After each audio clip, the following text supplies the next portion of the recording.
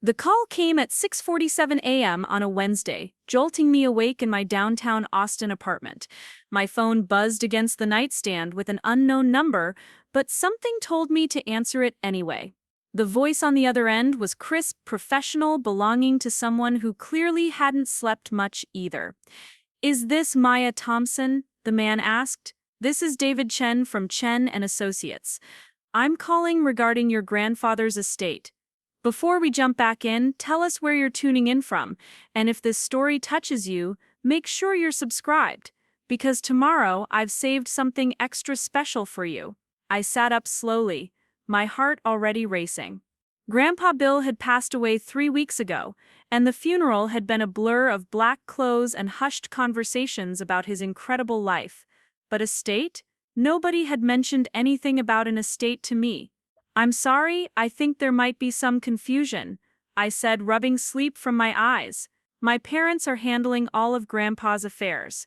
My brother Derek is the executor, I believe." There was a pause that stretched longer than it should have. "Miss Thompson, I need you to come to my office today. There are some documents you need to see, documents that specifically name you."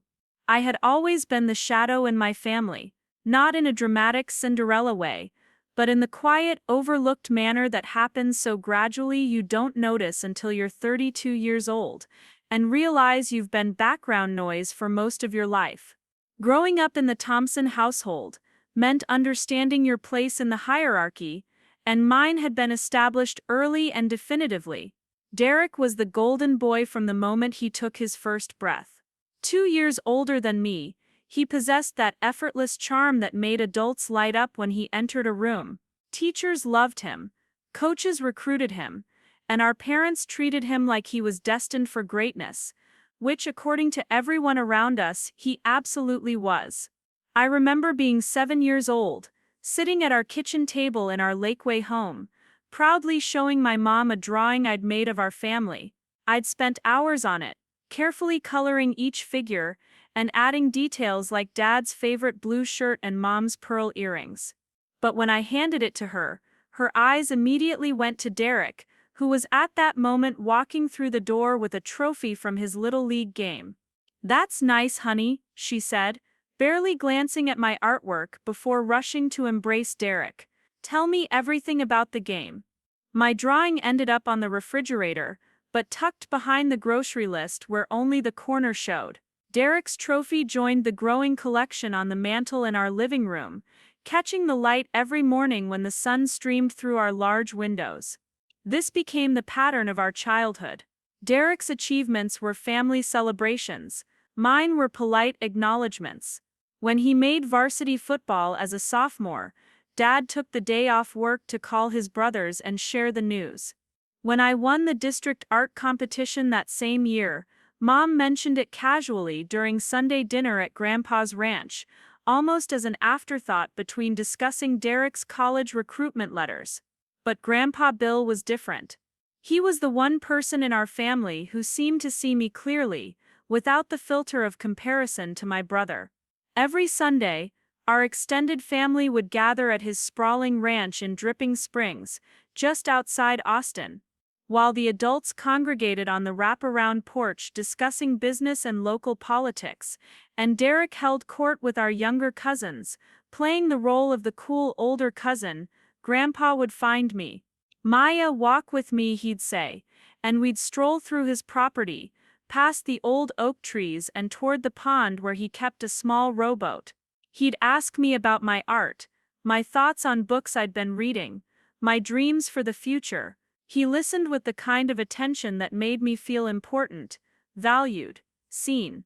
"You've got something special in you, little bird," he'd tell me, using the nickname he'd given me when I was small. "Something that can't be taught or coached or bought. Don't let anyone convince you otherwise." When I was 16, I spent a summer working at his construction company office, filing papers and answering phones. It was supposed to be a job for both Derek and me, but Derek had gotten an offer to attend an elite football camp in Colorado, so naturally, that took precedence. I didn't mind. Those quiet afternoons in Grandpa's office, Learning about the business he'd built from nothing, watching him treat every employee with respect and dignity, taught me more about leadership than any business class ever could. This company isn't just about building houses, Maya, he told me one particularly hot July afternoon, as we reviewed blueprints for a new development. It's about building community, about creating something that lasts beyond your own lifetime. I treasured those conversations, those moments of feeling like I mattered, but as we got older, they became more rare. High school brought new pressures and expectations. Derek was being courted by universities for his athletic abilities, and eventually landed a full scholarship to the University of Texas. The entire family attended his signing day, treating it like a national holiday. I went to UT too, but as a regular student, paying my own way through a combination of academic scholarships, part-time jobs, and student loans. I studied graphic design, spending long hours in the art building perfecting my craft. When I graduated magna cum laude, my parents attended the ceremony, but the celebration dinner afterward was cut short because Derek had a job interview the next morning that they wanted to help him prepare for. Derek went on to get his MBA and landed a prestigious position at a financial firm in Denver. I started my own. Preparing and narrating this story took us a lot of time, so if you are enjoying it, subscribe to our channel. It means a lot to us. Now back to the story. Freelance design business, working from my small apartment in downtown Austin, building a client base one project at a time. The work was fulfilling, but it wasn't the kind of success our family understood or celebrated. When Derek bought his first house at 28, it made the family newsletter that Mom sent to all our relatives. When I landed my biggest client that same year, a tech startup that eventually went public, it rated a brief mention during Sunday dinner. As adults, the dynamic only intensified. Derek's life was chronicled and celebrated, while mine was quietly acknowledged. His promotion to senior analyst warranted a family dinner at the country club. His engagement to Jessica was announced with a champagne toast and immediate wedding planning discussions. When I launched my design studio's website and started getting inquiries from national brands, Mom asked if I thought I'd ever want to do something more stable. But through it all, Grandpa remained my constant. Even as he aged and his health began to decline, he made time for our conversations. We'd sit on his porch during family gatherings, and he'd ask about my business, my goals, my life. He was genuinely proud of what I'd accomplished, often telling me stories about the early days of his company, when he was working 18-hour days and sleeping in his truck. Success isn't about what other people see, Maya, he told me during what would be our last real conversation, just 6 months before he passed. It's about building something meaningful with your own hands and your own mind. You've done that. When Grandpa Bill died last month, the funeral was a testament to the life he'd lived. The church was packed with employees, business partners, community leaders, and family friends. Derek gave the eulogy, speaking eloquently about Grandpa's legacy and his impact on our family. I sat in the second row, listening to my brother paint a picture of our grandfather that was true, but felt somehow incomplete.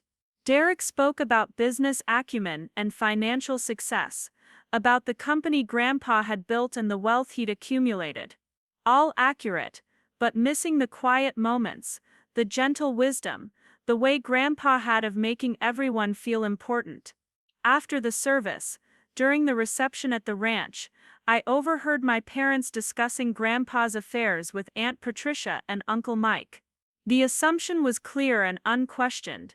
Derek would inherit the business and the property. He was the natural choice, the responsible one, the son who'd followed a traditional path to success. It made sense. Everyone agreed. Derek had the business education, the financial experience, the leadership qualities necessary to carry on Grandpa's legacy. I didn't disagree with their assessment. Derek was brilliant with numbers and had always been decisive and confident. If Grandpa had left everything to him, I would have understood. It would have followed the pattern of our entire lives, and honestly, I'd made peace with being the overlooked one long ago. But as I walked through Grandpa's house that day, looking at the family photos covering his mantel and remembering all those Sunday conversations, I felt a deep sadness that had nothing to do with inheritance. I was mourning not just my grandfather, but the loss of the one person who had truly seen me, who had valued me for who I was, rather than comparing me to who I wasn't. In the weeks following the funeral, life returned to its normal rhythm. I threw myself into my work, taking on new projects and expanding my business. Derek flew back to Denver to settle his affairs, before what everyone assumed would be his return to Austin to run the family company. Mom and Dad began making plans for the transition, discussing how Derek would modernize operations and expand into new markets. I supported these plans, even offered to help with any design work Derek might need for rebranding or marketing materials. It felt good to contribute in whatever small way I could to preserving Grandpa's legacy, even if I wouldn't be a central part of it. Which is why the lawyer's phone call that Wednesday morning felt like stepping into an alternate reality. As I drove through Austin traffic to David Chen's office in the downtown legal district, I couldn't shake the feeling that there had been some kind of mistake. Maybe Grandpa had left me a small memento, or perhaps there was a minor financial bequest that needed my signature to process. The law office was exactly what you'd expect: dark wood paneling, leather chairs and shelves, lined with thick legal volumes. David Chen was younger than I'd expected, probably in his early 40s, with kind eyes behind wire-rimmed glasses. He greeted me professionally, but with a warmth that immediately put me at ease. "Thank you for coming in so quickly, Miss Thompson," he said, gesturing for me to take a seat across from his large desk. "I imagine this call was unexpected." "That's an understatement," I replied, settling into the leather chair. "I'm not sure why I'm here, to be honest. My family's been handling all of Grandpa's arrangements." David nodded, then reached for a thick manila folder. "Your grandfather was very specific about how he wanted this handled. He insisted that certain documents be kept confidential until after the funeral, and that you be contacted separately from the rest of your family." He opened the folder and pulled out several papers, but kept them face down on the desk. "Miss Thompson, what I'm about to share with you may come as a shock. Your grandfather spent considerable time over the past 5 years working with our firm to structure his estate in a very particular way." My stomach began to flutter with an anxiety I couldn't name. What kind of particular way? David turned over the first document, and I saw my name at the top in formal legal typeface. "Maya Thompson, your grandfather has left you the majority of his estate. This includes the ranch property, 75% ownership in Thompson Construction and Development, his investment portfolio, and his personal assets." The words hit me like cold water. I stared at the document, reading my name over and over, but the information wasn't processing. "I'm sorry, what?" "The total value of your inheritance is approximately $15 million. The room seemed to tilt slightly. I gripped the arms of my chair and tried to focus on David's face, but everything felt surreal. "There has to be a mistake. Derek is supposed to inherit the business. Everyone knows that. My parents, the whole family, they've been planning for Derek to take over." David's expression was gentle but firm. "There's no mistake, Miss Thompson. Your grandfather was very clear about his intentions. He's left letters explaining his reasoning, which I'll provide to you, but the legal documents are unambiguous." I sat in stunned silence, trying to process what I was hearing. $15 million. The ranch. The business. Everything I'd assumed would go to Derek. Everything my family had assumed would go to Derek had been left to me. What about Derek? I finally managed to ask. What about my parents? "Your brother receives a trust fund of $2 million, which he'll gain access to in structured payments over 10 years. Your parents receive the family home, free and clear, plus a comfortable annual allowance. But the bulk of the estate, including all business decisions and property management, falls to you. David handed me another document. Your grandfather also left specific instructions about the announcement of this inheritance. He wanted you to have time to process this information and seek legal counsel before informing your family. As I drove home from the lawyer's office, my hands shaking slightly on the steering wheel, one thought kept cycling through my mind. Grandpa had seen something in me that I'd never seen in myself. While everyone else, myself included, had accepted that I was the overlooked one, the background player in the family drama, he had been watching me build a business, watching me create something meaningful with my own skills and determination. The letters he'd left explained everything. In his careful handwriting, he detailed his observations over the years. How he'd watched Derek charm his way through situations, but struggle with follow-through. How he'd seen my parents' favoritism, and worried about its long-term effects on both their children. How he'd watched me quietly build something from nothing, without fanfare or family support, and recognized in me the same qualities that had driven him to create his own empire decades earlier. Maya, one letter read, "You have the heart of a builder, and the soul of an artist." Derek has been given every advantage, every opportunity, every encouragement. You've created your own advantages, through hard work and creativity. I trust you to understand that wealth is not a prize to be won, but a responsibility to be carried. Sitting in my apartment that evening, surrounded by the legal documents that had just changed my life completely, I realized that this inheritance wasn't just about money or property. It was about being seen, finally and fully, by the person whose opinion had always mattered most to me. But I also knew that revealing this inheritance to my family would shatter every assumption they'd built their relationships on. Derek's entire identity was wrapped up in being the chosen one, the heir apparent, the golden child destined for greatness. My parents had spent decades investing their energy and expectations in his success. And I was about to become the person who disrupted everything they thought they knew about our family. Part 2. The first crack. The family dinner was supposed to be a celebration. Mom had called everyone together at the Lakeway house to discuss Derek's transition timeline for taking over Thompson Construction. It was a warm Thursday evening in late March, the kind that made you remember why people loved Texas Springs. The dining room table was set with Mom's good china, the same blue and white pattern she'd inherited from her own mother, and Dad had opened a bottle of wine that he'd been saving for a special occasion. Derek had flown in from Denver that afternoon, looking every inch the successful executive in his tailored navy suit and expensive watch. Jessica hadn't made the trip this time, citing work commitments, but she'd sent her love and congratulations via FaceTime during cocktails. The conversation flowed easily around topics I'd heard discussed countless times before: market expansion opportunities, the need to modernize certain operational systems, potential partnerships with larger development firms.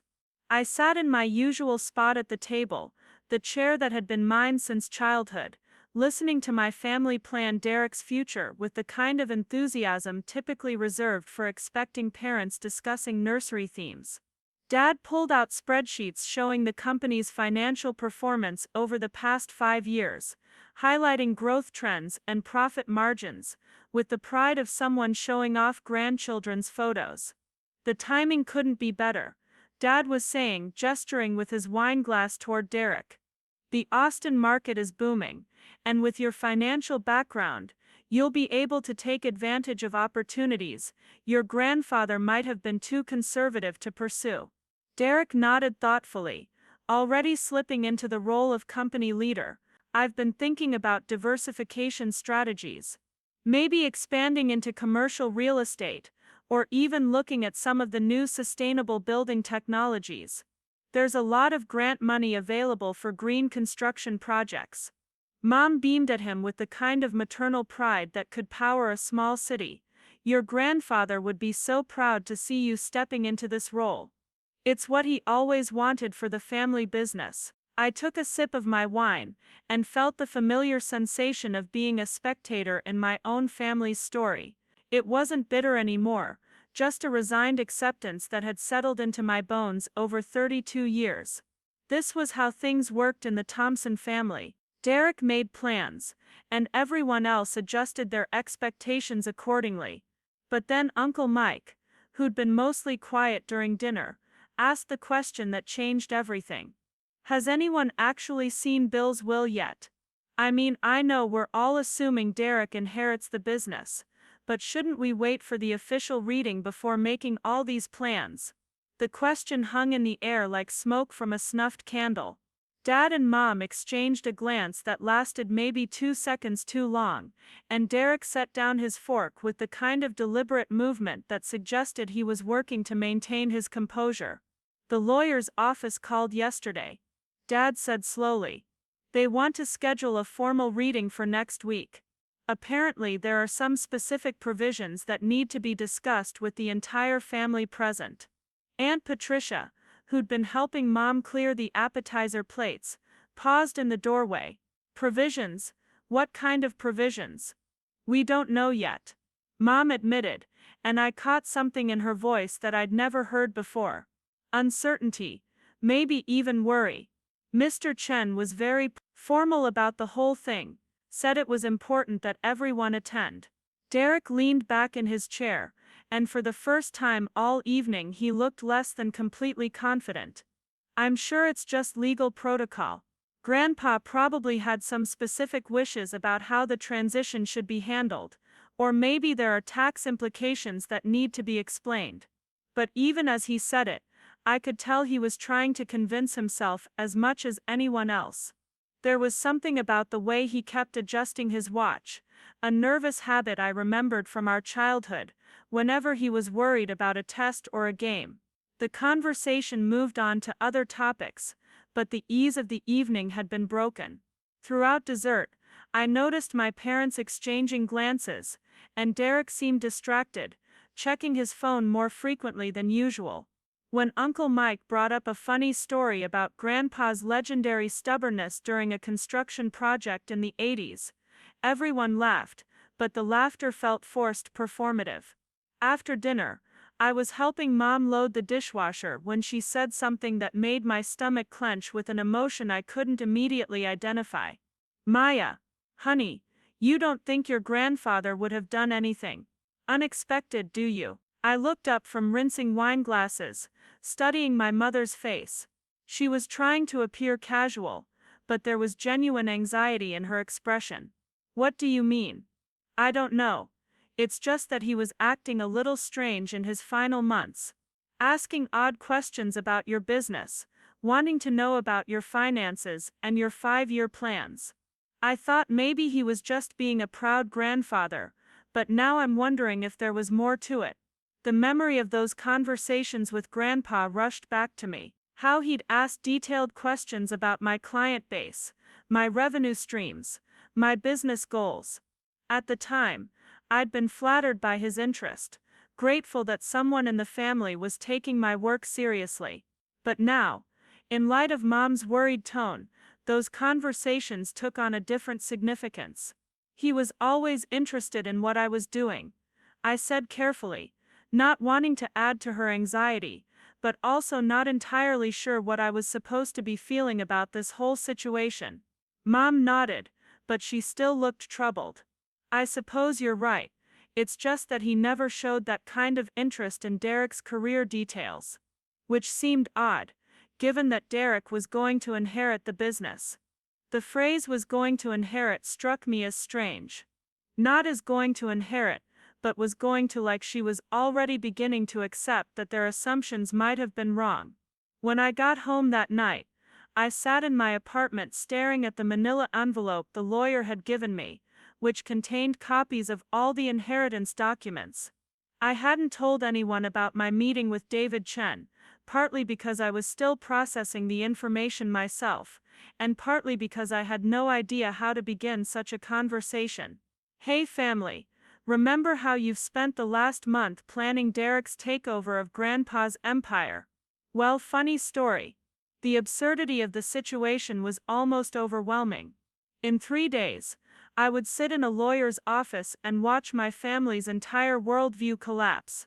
Derek would learn that all his plans, all his confidence, all his assumptions about his place in the family hierarchy had been built on a foundation that Grandpa had quietly demolished in his final years. And my parents would have to reconcile their decades of favoritism with the reality that the child they'd overlooked, the one whose achievements they'd minimized, and whose potential they'd underestimated, was now the heir to everything they'd assumed belonged to their golden child. I called in sick to work the next day, something I rarely did, and spent the morning walking around downtown Austin trying to process what was about to happen. The city was alive with its usual energy, food trucks setting up for the lunch rush, tourists taking photos in front of murals, business people hurrying between meetings. Normal life continuing, while my own life felt suspended in this strange limbo between my old identity and whatever was coming next. Around noon, my phone rang. Derek's name appeared on the screen, and I hesitated before answering. We didn't talk often outside of family gatherings, our relationship pleasant but not particularly close. We moved in different worlds, had different interests, different definitions of success. Hey Maya. His voice was casual, but I could hear an underlying tension. I was wondering if you had a few minutes to talk. Sure, what's up? I've been thinking about this whole reading thing, and I realized I don't actually know much about Grandpa's finances in his final years. Mom and Dad always handled that stuff, and I guess I just assumed everything was straightforward. But you spent more time with him than any of us toward the end. Did he ever mention anything about his estate planning? The question felt loaded, though I wasn't sure if Derek was fishing for information or genuinely concerned. Not really, I said, which was technically true. Grandpa had never explicitly mentioned leaving me his estate during our conversations. It's probably nothing, Derek continued, but his tone suggested otherwise. It's just that Jessica's been doing some research on estate law for a client, and she mentioned that sometimes elderly people make last-minute changes to their wills, especially if they're worried about family dynamics or business succession. There was a long pause, and I could practically hear Derek trying to decide whether to voice whatever was really on his mind. Maya, can I ask you something directly? Do you think Grandpa was happy with the family's assumption that I'd inherit the business? The question caught me off guard, both because of its directness, and because it suggested Derek had been having doubts about his inheritance. For the first time in our relationship, he was asking for my perspective rather than simply assuming I'd agree with whatever the family consensus happened to be. I think Grandpa loved all of us, I said carefully. But I also think he was more observant than people gave him credit for. Another pause. What do you mean by that? I felt like I was walking through a minefield, trying to be honest without revealing what I knew. I just mean that he noticed things. How people behaved, what motivated them, who worked hard and who coasted on natural talent. Are you saying he didn't think I worked hard? The hurt in Derek's voice was genuine, and I realized that despite all his confidence and success, my brother was more insecure than I'd ever understood. The golden child who'd always been praised and favored, was apparently also burdened by the pressure of living up to everyone's expectations. I'm not saying anything specific, Derek. I'm just saying that Grandpa was wise, and he made his decisions based on what he observed over many years. When I hung up the phone, I felt a complex mixture of sympathy and frustration. Sympathy because Derek was clearly anxious about the will reading, possibly for the first time facing the prospect that things might not go exactly as he'd always assumed they would. But also frustration, because even in his moment of uncertainty, he was calling me for reassurance, rather than considering that maybe, just maybe, someone else in the family might have been worthy of Grandpa's confidence. That evening, I had dinner with my friend Rachel, who'd been my roommate in college, and now worked as a financial advisor here in Austin. We met at our usual spot, a small Italian restaurant in South Austin, where the pasta was excellent, and the wine was cheap. I'd originally planned to keep the inheritance secret until after the official reading, but sitting across from Rachel, I found myself desperate to talk to someone who wasn't emotionally invested in my family's dynamics. "Rachel," I said after we'd ordered, "hypothetically speaking, what would you do if you suddenly inherited a large amount of money that your family was expecting someone else to get?" She raised an eyebrow and took a sip of her Chianti. "How large are we talking about? And how upset would the family be?" "Very large, and very upset." Rachel leaned forward, her expression shifting from casual interest to serious concern. "Maya, this isn't hypothetical, is it?" I shook my head and found myself telling her everything. About the lawyer's call, the inheritance, Grandpa's letters, the family dinner where everyone had planned Derek's future without knowing it was already decided differently. Rachel listened without interrupting, her expression growing more amazed as the story unfolded. $15 million, she repeated when I finished. Maya, do you understand what this means? You're financially independent. You can do anything you want with your life.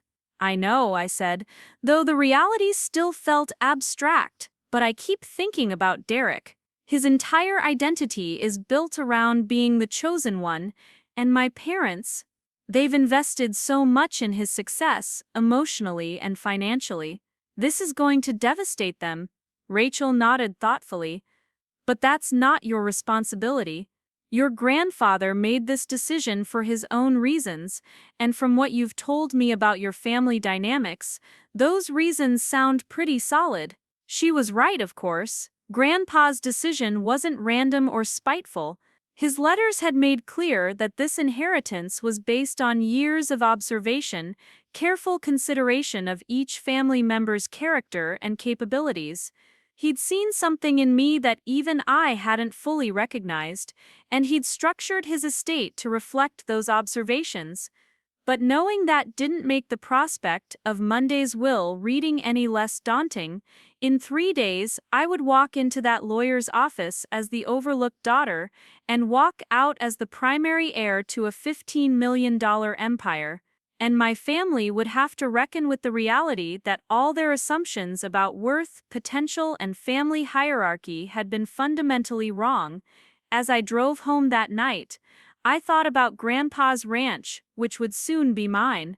All those Sunday afternoons we'd spent walking the property, talking about life and dreams and the importance of building something meaningful. He'd been preparing me for this responsibility in ways I hadn't understood at the time, sharing his philosophy about business and family and the obligations that came with wealth. "Money is a tool, Maya," he'd told me once as we sat by the pond watching the sunset. "It can build beautiful things or tear them down. The difference is in the hands that hold it." On Monday, those hands would be mine. Part 3, the confirmation. The law office felt different this time. Maybe it was because the entire Thompson family was gathered in David Chen's conference room, or maybe it was because I knew what was coming while everyone else sat in blissful ignorance of how dramatically their lives were about to change. The tension in the room was palpable, though I suspected I was the only one who understood why. Derek sat directly across from me at the polished mahogany table, looking every inch the confident air apparent in his charcoal gray suit. He'd flown in from Denver the night before and stayed at our parents' house, probably spending the evening discussing his vision for the company's future. To his left sat Jessica, who'd decided to attend after all, her presence a clear signal that this was considered a significant family moment. Mom and Dad flanked Derek on either side, with Aunt Patricia and Uncle Mike completing the family circle. Everyone was dressed formally, treating this like the ceremonial passing of a torch rather than what it actually was, The moment when 32 years of family assumptions would be proven completely wrong. David Chen entered the room carrying several folders and wearing the kind of carefully neutral expression that lawyers perfect for delivering unexpected news. He greeted everyone warmly but professionally, making small talk about the weather and thanking us all for accommodating the scheduling on short notice. Before we begin, he said, settling into his chair at the head of the table, I want to acknowledge that today may bring some surprises, Mr. Thompson was very deliberate in his estate planning, and some of his decisions may not align with family expectations. Derek shifted slightly in his chair, and I caught Mom and Dad exchanging a glance. They were expecting surprises, but probably assuming they'd relate to tax structures or charitable donations, not a complete upending of inheritance expectations. Let me start with the formal reading of the will, David continued, opening the first folder.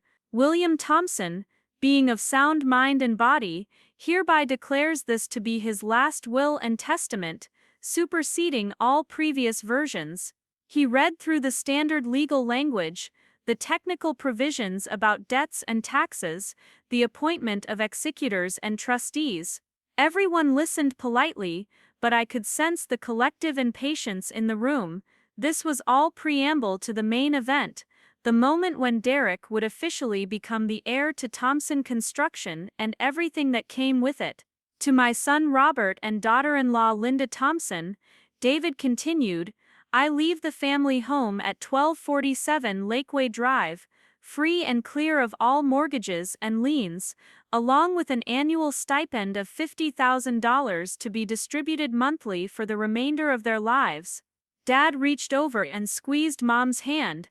$50,000 a year wasn't a fortune, but it was enough to ensure their comfort and security. They looked pleased but not surprised. This was exactly the kind of thoughtful provision they would have expected from Grandpa. To my grandson Derek Thompson, I leave a trust fund in the amount of $2 million, to be distributed in annual installments of $200,000 over a period of 10 years, beginning on his 35th birthday. $2 million. It was a substantial inheritance by any reasonable measure, enough to pay off Derek's mortgage, fund his children's educations, provide a comfortable financial cushion for life. But something about the way David Chen read the provision, and the specific structure of the 10-year payout, suggested this wasn't the main event everyone was expecting. Derek's expression was harder to read. He looked pleased, certainly, but I could see him doing mental calculations, probably wondering about the business itself. $2 million was generous, but it didn't include operational control of Thompson Construction, which generated several times that amount in annual revenue. To my granddaughter Maya Thompson, David continued, and suddenly every eye in the room was on me. I leave the remainder of my estate. The word remainder hung in the air like a question mark. What remainder? Everyone was still processing the relatively modest bequests that had been distributed so far, still waiting for the big announcement about who would inherit the business. David Chen looked directly at me as he continued reading. This includes the ranch property at 847 Dripping Springs Road, encompassing 50 acres and all structures thereon. 75% ownership of Thompson Construction and Development, including all subsidiary companies and real estate holdings. The investment portfolio, managed by Austin Capital Management, currently valued at approximately $8.2 million, and all personal property, not otherwise specified, including vehicles, equipment, and collectibles. The silence that followed was so complete, I could hear the air conditioning humming in the background. Nobody moved, nobody spoke. The words seemed to be floating in the air, waiting for someone to rearrange them into something that made sense within the context of the Thompson family as everyone understood it. Derek was the first to break the silence. I'm sorry, could you repeat that? David Chen looked around the table, his expression sympathetic but firm. Maya Thompson inherits 75% of Thompson Construction and Development, along with the ranch property and the majority of Mr. Thompson's liquid assets. The total value of her inheritance is approximately $15 million. Mom made a sound that was somewhere between a gasp and a whimper. Dad's face had gone completely pale, and he was staring at David Chen like he was speaking a foreign language. Aunt Patricia's mouth was hanging open, and Uncle Mike was frantically flipping through the papers in front of him, as if he might find some clause that would make this make sense. But it was Derek's reaction that hit me the hardest. He wasn't angry or indignant. He looked broken, like someone had just told him that everything he'd believed about himself, about his place in the world, about his grandfather's love and respect, had been a carefully constructed lie. "There has to be a mistake," Jessica said, her voice sharp with disbelief. "Derek is the eldest grandson, he has the business education, the experience. Maya works in graphic design." The way she said graphic design made it sound like I collected garbage for a living, but David Chen's expression didn't change. "There's no mistake," he said gently. "Mr. Thompson spent considerable time over the past 5 years working with our firm to structure his estate exactly as he intended. He was very clear about his reasoning and very specific about his wishes." Dad finally found his voice. "Bill never mentioned anything about this. We've been planning Derek's transition for months," the whole family assumed. "I understand that this comes as a shock," David interrupted. "Mr. Thompson anticipated that his decisions might be unexpected. That's why he left these." He reached into another folder and pulled out several sealed envelopes, each marked with a family member's name in Grandpa's distinctive handwriting. He distributed them around the table, and I noticed that mine was noticeably thicker than the others. He asked that these be read privately. "After you've had time to process the terms of the will." The room fell silent again as everyone stared at their envelopes. I could feel the weight of their collective shock and confusion, and underneath that, the beginning of something that might eventually become anger. Right now, they were too stunned for anger, but I suspected that would change once they had time to absorb what had just happened. Derek was still staring at David Chen like he might suddenly announce that this was all an elaborate joke. "Can you tell us why? Did he leave any explanation for why he made this decision?" David gestured toward the envelopes. "His reasoning is detailed in the letters, but I can tell you that Mr. Thompson spent a great deal of time observing his family over the years. His decisions were based on careful consideration of each family member's character, work ethic, and relationship with both him and the family business. Maya's never even worked for the company," Mom said, her voice rising slightly. "She doesn't know anything about construction or real estate development." "That's not entirely accurate," David replied calmly. "According to Mr. Thompson's notes, Maya worked in the company office for several summers during high school and college. He was impressed by her work ethic and her natural understanding of the business fundamentals. I remembered those summers, filing papers and answering phones while Derek attended football camps and leadership seminars. At the time I'd thought of it as just a summer job, a way to earn spending money while learning something about Grandpa's world. I had no idea he was evaluating my potential as a future business owner." Furthermore, David continued, "Mr. Thompson believed that Maya's experience building her own business from the ground up demonstrated exactly the kind of entrepreneurial skills and determination that would be valuable in managing his legacy." Derek finally looked directly at me, and the expression on his face was devastating. It wasn't anger or resentment, at least not yet. It was pure confusion, like he was looking at me and trying to reconcile the sister he'd always known with this new reality, where I was apparently worthy of our grandfather's ultimate confidence. "Maya," he said quietly, "did you know about this?" The question felt like a trap. If I said yes, they'd assume I'd somehow manipulated Grandpa or hidden important information from the family. If I said no, they might not believe me.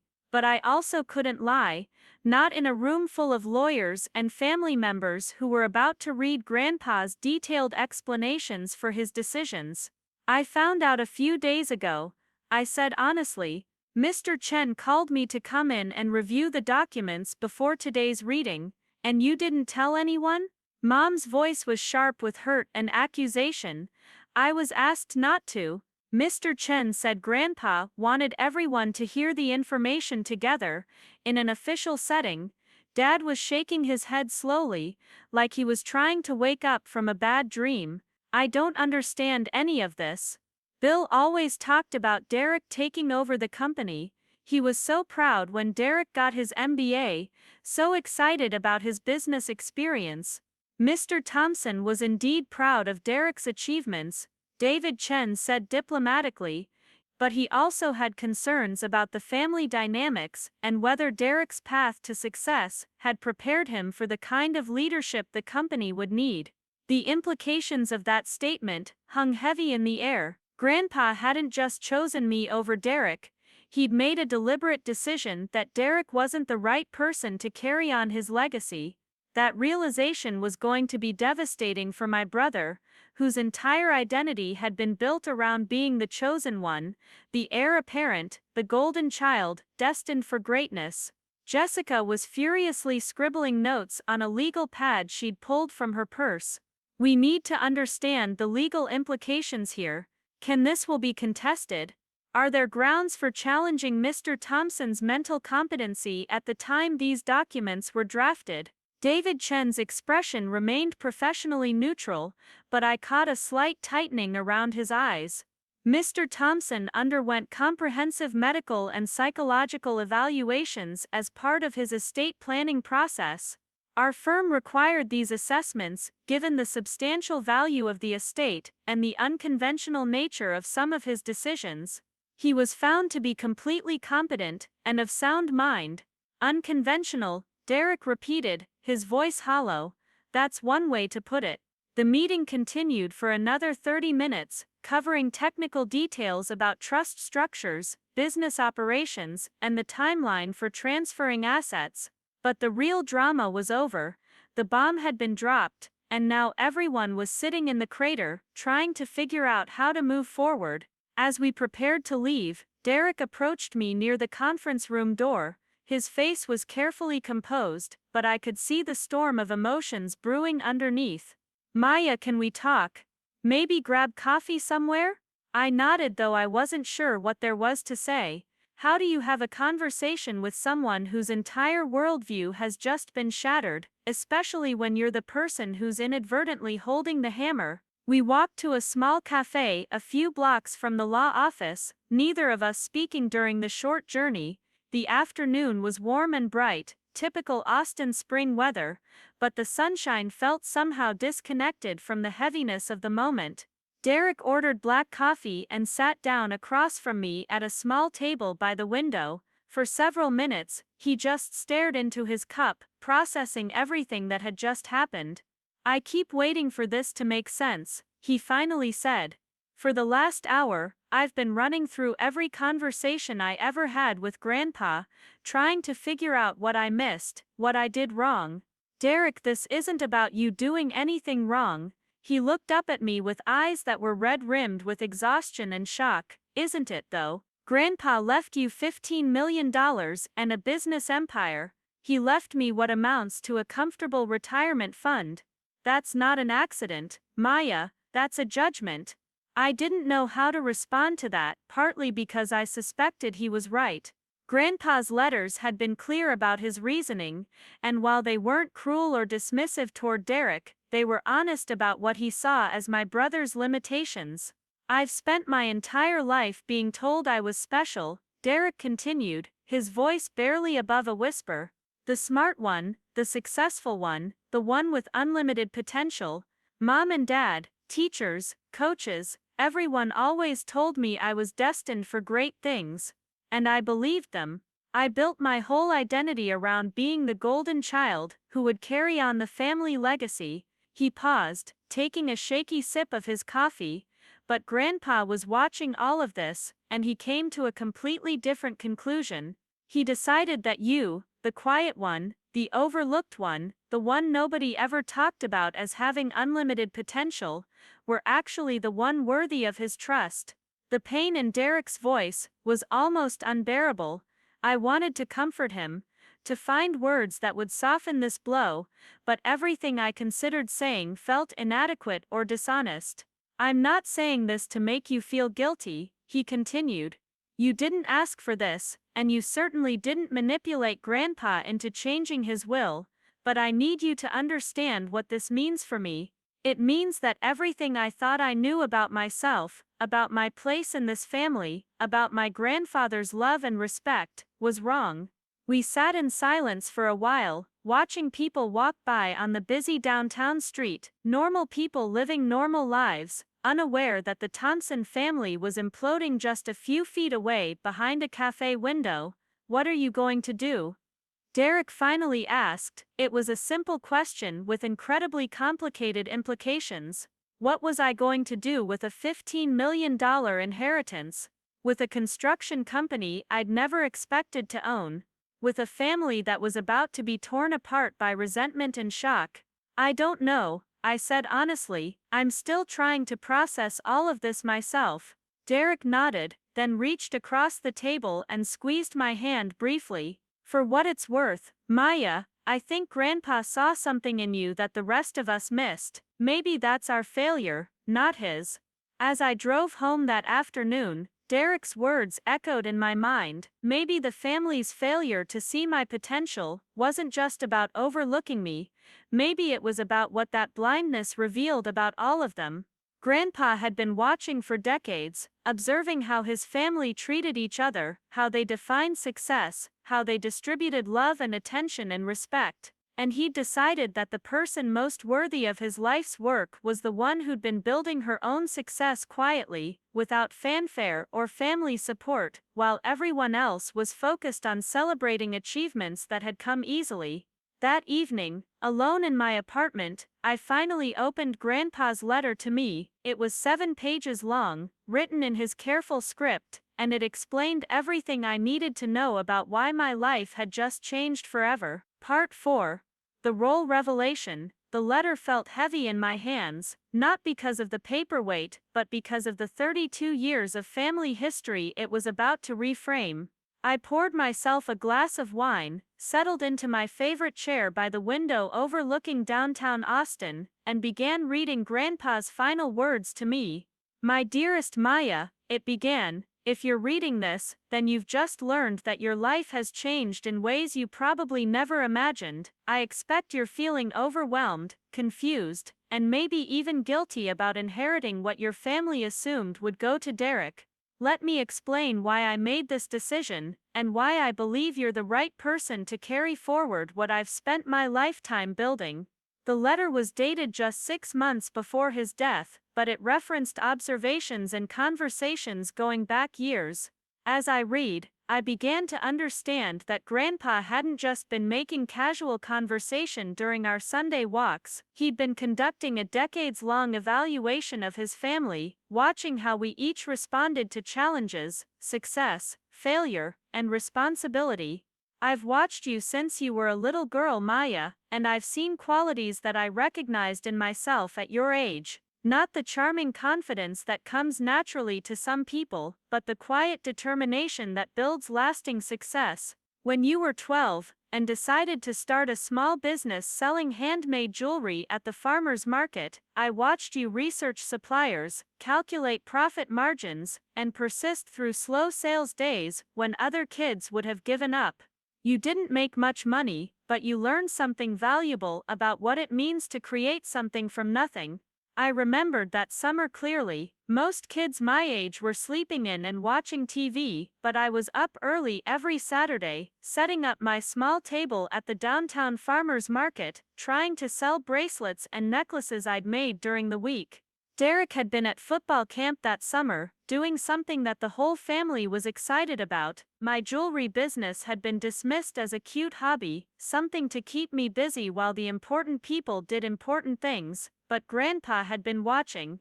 He'd even bought a bracelet from me, claiming it was for Grandma's birthday, though I later realized the timing was wrong. He'd been supporting my first entrepreneurial effort in the same quiet way he'd supported my development for years afterward.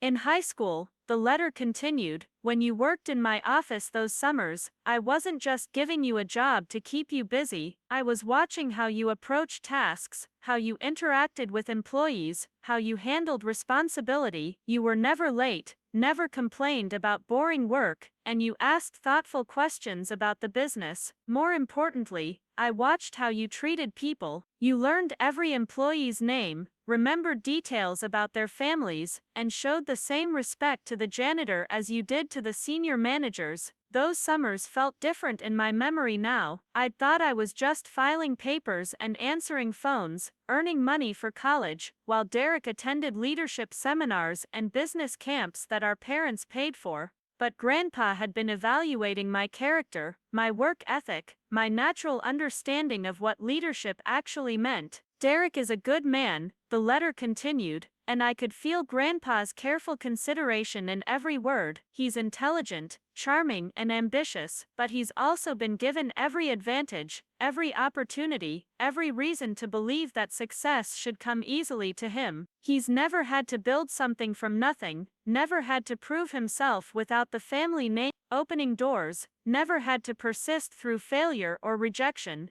This was the part I'd been dreading, reading Grandpa's honest assessment of the brother who'd been our family's golden child for 34 years. When Derek graduated college, I offered him a position at the company. He turned it down because he wanted to explore other opportunities and build his own resume. That was his right, and I respected his decision. But what troubled me was his assumption that the company would simply wait for him, that he could pursue other interests and return whenever he decided he was ready to claim his inheritance. Over the years, I watched how he approached challenges. When his first job in Denver didn't work out, he used family connections to land another position. When he struggled with his MBA coursework, your father hired tutors and made donations to ensure his success. Derek has never learned to fail, Maya, and that makes him unprepared for the kind of challenges that running a business requires. The letter detailed specific examples that I'd either forgotten or never fully understood at the time. How Derek had asked Grandpa for a loan to buy his house, then been offended when Grandpa suggested he apply through normal banking channels like everyone else. How he'd pitched several revolutionary business ideas over the years, all of which involved minimal personal investment, but maximum family support. But my concerns about Derek go deeper than his relationship with failure, Grandpa continued. I've watched how he treats people he perceives as less important than himself, restaurant servers, retail workers, people in service positions. Derek isn't cruel, but he's dismissive. He doesn't see them as fully human in the way that matters for leadership.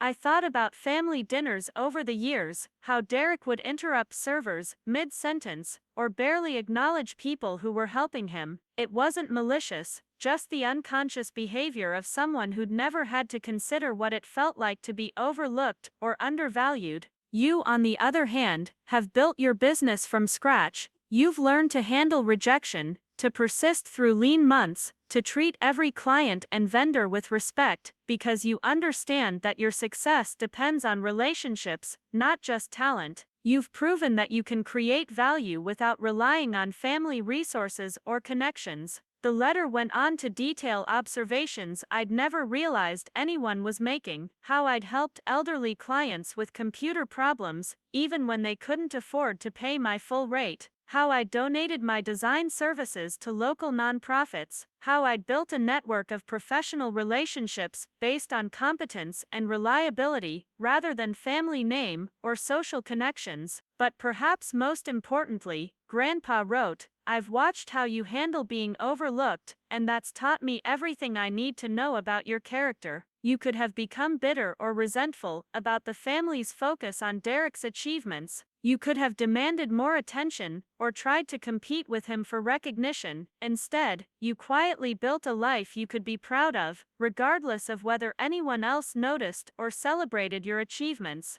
That kind of inner strength is rare, Maya, and it's exactly what's needed to handle the responsibility I'm placing on your shoulders. The letter detailed his plans for the business, his hopes for its future, and his specific reasons for believing I could manage both the financial and human aspects of running Thompson Construction. He'd watched me handle difficult clients with patience, negotiate contracts with fairness, and build relationships based on mutual respect, rather than power dynamics. I know this inheritance will create challenges within the family, he wrote near the end. Your parents have invested their emotional energy in Derek's success for so many years that they may struggle to accept that their assumptions were wrong. Derek himself will face an identity crisis that may be painful for everyone to witness, but I believe you have the strength to handle their reactions with grace, while still protecting your own interests and the company's future. The final paragraph was the hardest to read. Maya, you've spent your life being the shadow in a family that celebrates only the spotlight,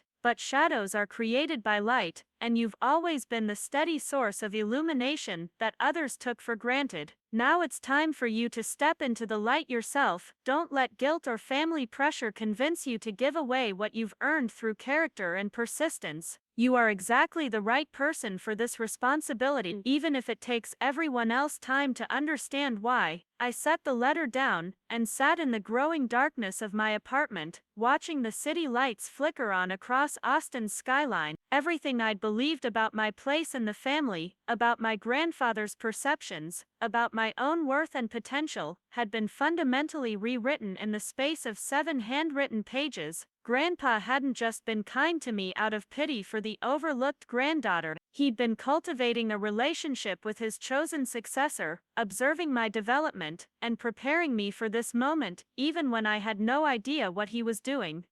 The next few days passed in a blur of phone calls, family meetings, and emotional confrontations that left everyone exhausted and confused.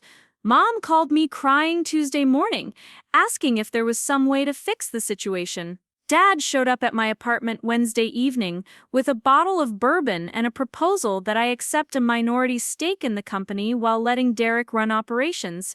Each conversation felt like navigating a minefield. Everyone wanted to find a solution that would restore the family dynamic they understood, where Derek was the leader and I was the supportive background player. But Grandpa's instructions had been clear. The inheritance was mine to manage as I saw fit, with full authority over business decisions and no obligation to share control with anyone else. Derek himself had been surprisingly absent from these discussions.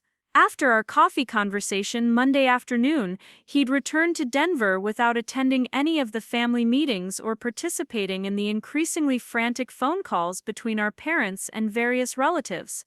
Jessica had called me twice, ostensibly to check in, but really to gather information about my plans and whether I might be open to some kind of compromise arrangement. Thursday afternoon, I drove out to Grandpa's ranch for the first time since the will reading. I'd inherited the property, but I hadn't yet figured out what that meant practically. The house was exactly as he'd left it, still smelling faintly of his aftershave and the coffee he'd brewed every morning for 60 years. Walking through the rooms felt surreal, like I was visiting a museum of my own family history. In his office, I found files that dated back to the company's founding in 1952. Grandpa had kept meticulous records of every project, every employee, every major decision that had shaped Thompson Construction over 7 decades. As I read through the documents, I began to understand the magnitude of what I'd inherited. This wasn't just a construction company, it was a legacy of community building, ethical business practices, and long-term relationship management that had touched thousands of lives across Central Texas. The responsibility felt overwhelming but also clarifying. This wasn't about family dynamics or personal relationships. This was about honoring Grandpa's life work and ensuring that his values continued to guide the company's future. Whether Derek or my parents understood or accepted, that was secondary to the larger obligation I'd inherited. Friday morning, Derek called me from Denver. His voice sounded different, calmer, also more distant, like he'd spent the week processing everything and come to some kind of internal resolution. "Maya, I've been thinking about our conversation Monday, and I owe you an apology. You don't owe me anything, Derek. Yes, I do. I've spent the last few days feeling sorry for myself, trying to figure out what I did wrong or how I could have missed the signs that Grandpa was planning this, but that's not fair to you, and it's not fair to his memory. Derek paused, and I could hear traffic in the background, suggesting he was walking somewhere while we talked. I read his letter to me yesterday, really read it, not just skimmed it looking for explanations or excuses. And you know what? He wasn't wrong about me. I have had every advantage handed to me.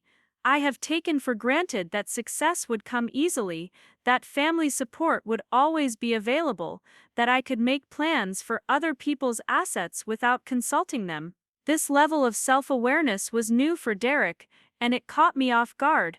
Throughout our lives, he'd been confident to the point of arrogance, rarely questioning his own assumptions or acknowledging his limitations. Grandpa saw something in you that the rest of us missed, he continued. Actually, that's not accurate. He saw something in you that the rest of us chose not to see, because it was easier to maintain our existing assumptions about family roles. Derek, you don't have to. Let me finish, Maya. I need to say this. His voice was firm but not angry. I've built my entire identity around being the chosen one, the heir apparent, the golden child destined for greatness. But you know what I realized this week? That identity was never really about me.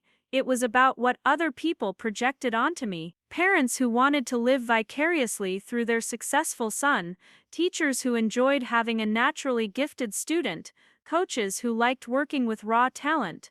He was walking faster now, and I could hear his breathing becoming slightly labored with exertion and emotion, but Grandpa was different. He wasn't interested in natural talent or inherited advantages. He was interested in character, work ethic, and the ability to build something meaningful through persistence and integrity, and when he looked at our family through that lens, he chose you. The conversation continued for nearly an hour, covering everything from our childhood dynamics to Derek's plans for his own future. He'd decided to stay in Denver permanently, to focus on building his career in finance, without the assumption that he'd eventually return to run the family business. It was a mature decision that suggested he was finally ready to define success on his own terms, rather than living up to everyone else's expectations. I want you to know that you have my support, he said, as we were ending the call, not just as your brother, but as someone who recognizes that Grandpa made the right choice. You've earned this inheritance through years of character and hard work that most of us didn't even notice. Don't let anyone, including our parents, guilt you into giving away what you've rightfully received. After hanging up, I sat in my car outside the coffee shop, where I'd taken the call, feeling a complex mixture of relief and sadness. Relief because Derek's acceptance of the situation would make everything easier for the family moving forward, but sadness because his growth and self-awareness had come at such a painful cost, and because it had taken our grandfather's death and a shocking inheritance to force these honest conversations about family dynamics that had been decades in the making. That weekend, I made a decision that surprised even me. Instead of continuing to live in my downtown apartment while figuring out what to do with the ranch, I packed my essential belongings and moved into Grandpa's house temporarily. Partly this was practical. I needed to go through his personal effects and begin understanding the full scope of the business operations, but partly it was emotional. I wanted to be surrounded by his presence while I figured out how to honor his legacy. The house felt different when I was living in it rather than just visiting. Grandpa's routines became visible in ways they hadn't been before. The coffee cup always placed exactly 3 inches from the edge of the kitchen counter, the way he'd folded his newspapers and stacked them chronologically on the side table, the reading glasses left open to specific pages in multiple books throughout the house, suggesting he'd been actively engaged in continuous learning right up until his final weeks. In his bedroom closet, I found a file box labeled Maya Business Development that I'd never seen before. Inside were copies of articles about successful female entrepreneurs, business school course catalogs from universities across Texas, and printouts of my own company's press coverage over the years. Grandpa had been tracking my professional development more closely than I'd ever realized, apparently researching educational opportunities and business strategies that might be relevant to my growth. There was also a folder containing what appeared to be a detailed succession plan for Thompson Construction, outlining specific steps for transitioning leadership from his direct management to my oversight. He'd anticipated challenges I might face as a young woman taking over a traditionally male-dominated industry, and he'd developed strategies for addressing those challenges while maintaining the company's reputation and employee relationships. The plan included recommendations for key personnel who could provide guidance during the transition, suggestions for professional development opportunities that would strengthen my construction industry knowledge, and detailed financial projections showing how the company could grow under different management approaches. This wasn't an inheritance that had been decided impulsively, it was the result of years of careful planning and preparation. Monday morning, I drove to the Thompson Construction offices for the first time as the majority owner. The building was a modest structure in an industrial area of North Austin, functional rather than impressive, reflecting Grandpa's philosophy that resources should be invested in quality work rather than superficial appearances. The parking lot was full of work trucks, evidence of the active projects keeping 47 employees busy across Central Texas. The office manager, Carol Martinez, had worked for the company for 18 years and had known me since I was a teenager doing summer filing. She greeted me with a mixture of professionalism and maternal warmth, clearly understanding the significance of this visit while trying to make me feel comfortable in what was now my business. "Your grandfather talked about you all the time," she said, as she showed me to what had been his office. "He was so proud of how you'd built your own company, how you treated your clients and employees. He said you reminded him of himself at your age, before he had any help or advantages." The office was exactly as Grandpa had left it, with project timelines covering one wall and family photos covering another. But Carol had prepared a folder containing current financial statements, active contract summaries, and employee information that would help me understand the company's current status. As I read through the documents, I began to appreciate the complexity of what I'd inherited. Thompson Construction wasn't just a business, it was a network of relationships with clients, subcontractors, suppliers, and employees that had been built over 70 years of consistent, ethical operation. The company's reputation was based not just on quality construction, but on reliability, fairness, and community involvement that had made it a trusted name throughout the Austin area. The financial statements showed a healthy, profitable operation that generated consistent revenue through a combination of residential construction, commercial development, and renovation projects. But the real value was in the relationships and reputation that couldn't be quantified on a balance sheet. That afternoon, I met with the senior project managers to introduce myself formally and begin understanding their perspectives on the company's operations. These were men who had worked with Grandpa for decades, who knew every aspect of the business, and had strong opinions about how things should be done.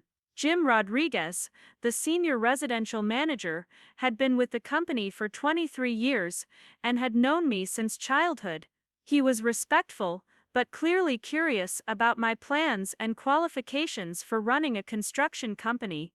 "Your grandfather always said you had good business sense," he told me during our private conversation. "But this industry can be challenging for people who haven't come up through the trades. There are relationships, unwritten rules, ways of doing things that take years to learn." It was a fair concern, and one that Grandpa had anticipated in his succession planning documents. I wasn't going to pretend I knew more about construction than people who'd spent their careers in the industry. but I did understand business fundamentals, client relations, and the importance of building on existing strengths, rather than trying to revolutionize operations immediately. Jim, I'm not here to change everything overnight, I said. I want to learn from people like you who've made this company successful. My goal is to honor Grandpa's legacy while ensuring the business continues to grow and thrive. Over the next several hours, I had similar conversations with each of the senior staff members.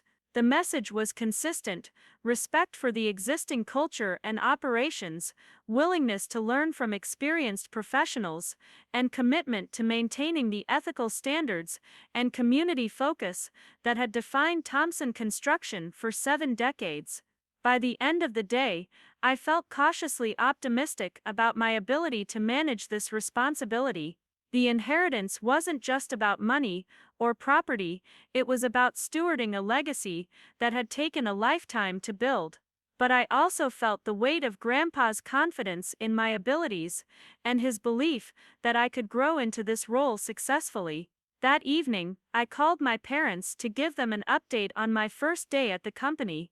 The conversation was polite, but strained, reflecting the ongoing tension about the inheritance and my decision to move forward with taking active control of the business, rather than finding some compromise that would include Derek in the leadership structure. Maya, honey, Mom said carefully, we're proud of how responsibly you're approaching this, but we still think there might be ways to include Derek in the company operations. He has so much business experience, and he's always been interested in construction and development. It was the same conversation we'd been having for a week, and I was running out of ways to explain that Grandpa's decision had been deliberate and final. Derek himself had accepted the situation and moved on with his life, but my parents were still struggling to reconcile their decades of investment in his success with the reality that their assumptions had been wrong. Mom, Derek is building his own career in Denver. He's good at what he does, and he's happy with his life there. This inheritance doesn't take anything away from his success or his value as a person. But it's the family business, Maya. It's supposed to bring the family together, not drive us apart. The irony of her statement wasn't lost on me. The family business had actually driven us apart years ago, when Derek's expected inheritance became the central organizing principle around which everyone's lives and expectations revolved. Grandpa's decision to change that dynamic was an attempt to create a more honest foundation for family relationships, even if it was painful in the short term.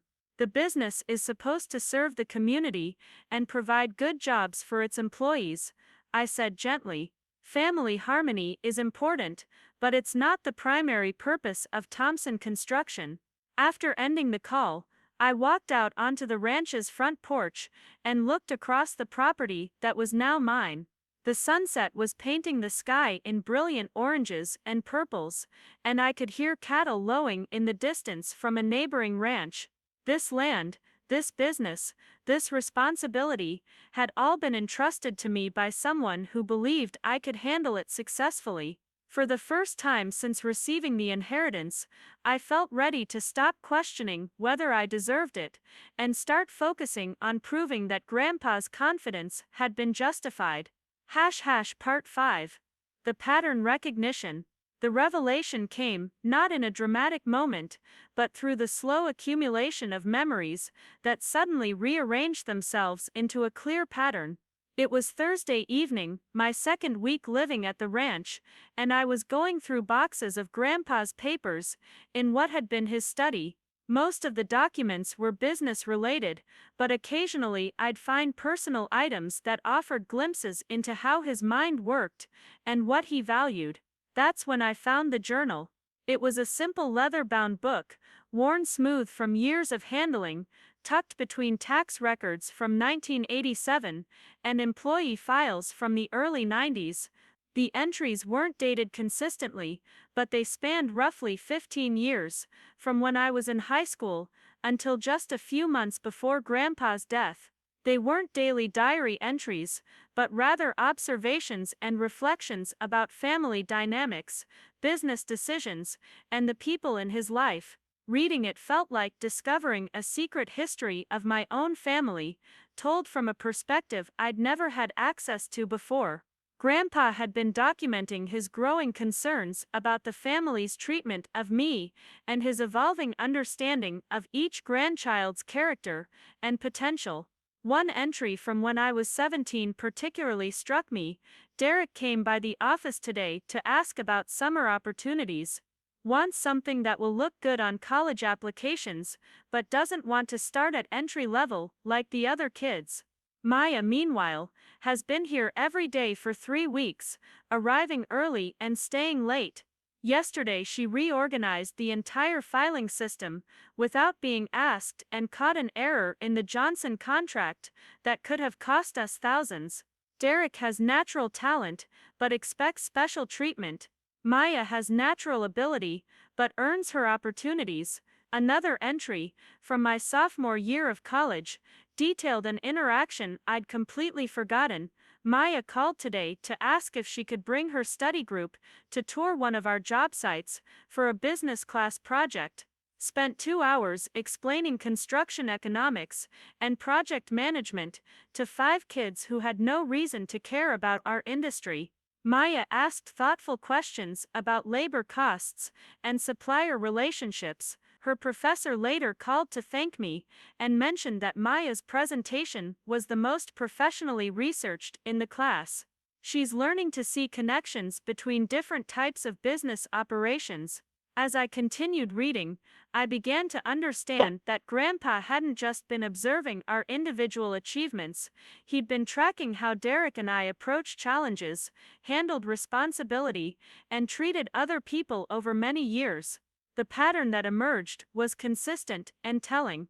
Derek's entries typically involved him asking for something: job opportunities, financial help, business advice, or introductions to useful contacts.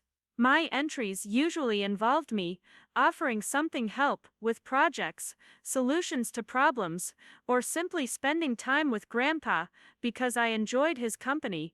More troubling were Grandpa's observations about family dynamics during holidays and gatherings. He documented multiple instances of Derek dismissing my achievements or redirecting conversations away from my successes back to his own accomplishments. He'd noted how my parents would quickly move past discussing my business progress to ask Derek about his latest career developments. One particularly painful entry described a Christmas dinner when I was 26. Maya mentioned that she'd landed her biggest client yet, a tech company that wanted her to redesign their entire brand identity. Derek immediately started talking about his promotion at the financial firm, and Linda and Robert spent the rest of dinner asking him about his work. Maya's achievement, which represented months of effort and a significant business breakthrough, got maybe 2 minutes of attention. She handled it gracefully, as always, but I could see the hurt in her eyes. Derek didn't even congratulate her.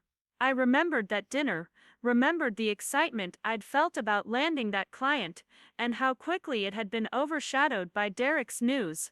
At the time, I'd told myself it was natural for the family to be more interested in his corporate success than my freelance achievements. But reading Grandpa's perspective, I realized how consistently my accomplishments had been minimized or ignored entirely. The journal also revealed something else. Grandpa had been actively trying to encourage the family to pay more attention to my achievements and treat me with more respect. He'd apparently had multiple conversations with my parents about their favoritism toward Derek, conversations I'd never known about. Talked to Robert and Linda again about their treatment of Maya. Read one entry from 3 years ago. They insist they're proud of both children equally, but their actions tell a different story.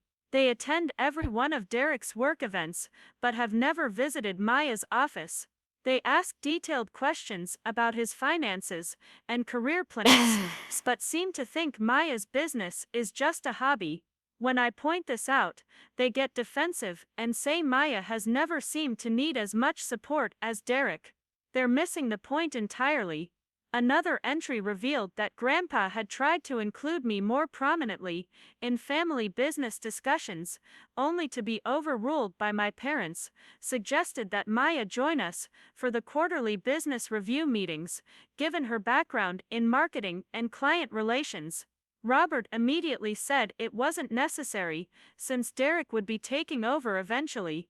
When I pressed the issue, Linda said Maya was too busy with her own work to be interested in construction.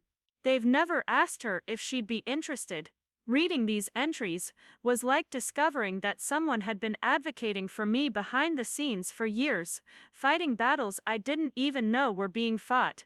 But it was also devastating to realize how entrenched the family's patterns had become, and how impossible it would have been to change their perceptions through any action of my own. The journal's final entries, written in the months before Grandpa's death, showed his growing determination to use his estate planning to address these long-standing family dynamics, made final revisions to the will today. Robert and Linda will be upset, Derek will be shocked, but Maya deserves this recognition. She's proven herself in ways that Derek never has, and she's done it without any of the advantages the family has given him. If they can't see her worth while I'm alive, maybe my death will force them to confront their blindness. After reading the journal, I understood that the inheritance wasn't just about Grandpa's confidence in my business abilities. It was his attempt to correct decades of family dysfunction that had systematically undervalued one child while overvaluing another.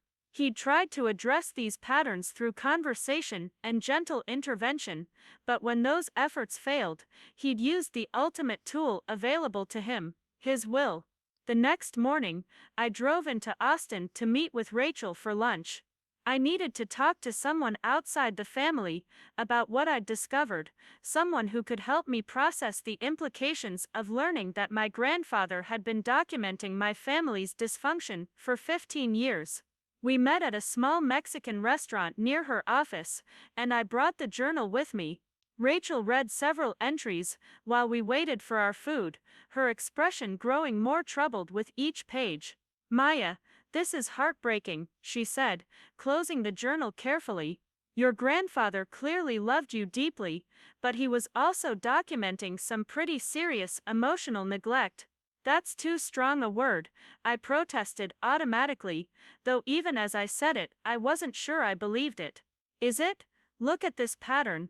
For your entire adult life, your family has dismissed your achievements, minimized your potential, and treated your career like a hobby, while celebrating every minor milestone in Derek's life. That's not normal sibling rivalry or benign favoritism. That's systematic devaluation of one family member's worth."